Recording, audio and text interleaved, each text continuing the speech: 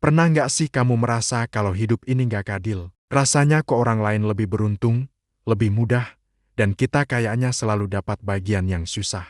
Kalau pernah, kamu nggak sendirian. Tapi, coba kita lihat dari sudut pandang yang berbeda. Gimana kalau aku bilang, hidup itu sebenarnya bukan soal fakta, tapi soal persepsi.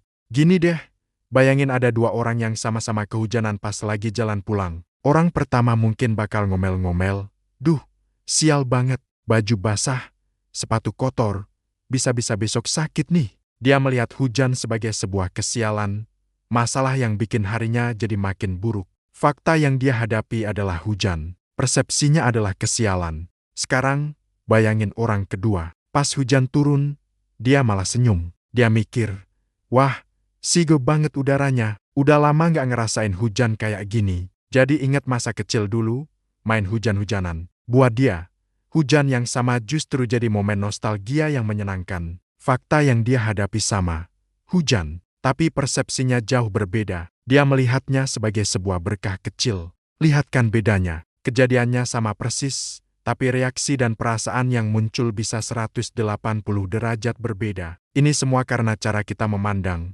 cara kita mempersepsikan kejadian tersebut. Fakta bahwa kita gagal dalam sebuah tes itu netral. Persepsi kitalah yang membuatnya jadi akhir dari dunia atau kesempatan untuk belajar lebih giat lagi.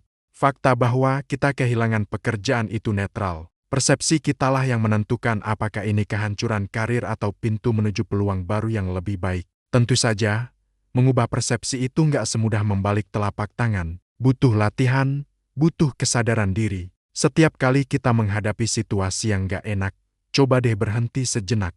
Tarik napas, lalu tanya ke diri sendiri, "Oke, ini faktanya. Adakah cara lain untuk melihat situasi ini? Adakah sisi positif atau pelajaran yang bisa aku ambil dari sini?" Mungkin kita nggak bisa mengubah fakta yang terjadi di hidup kita. Hujan akan tetap turun, kegagalan bisa saja terjadi, dan tantangan akan selalu ada. Tapi, kita punya kekuatan penuh untuk mengubah cara kita meresponsnya. Kita bisa memilih untuk menjadi korban dari keadaan, atau menjadi pengendali dari persepsi kita sendiri.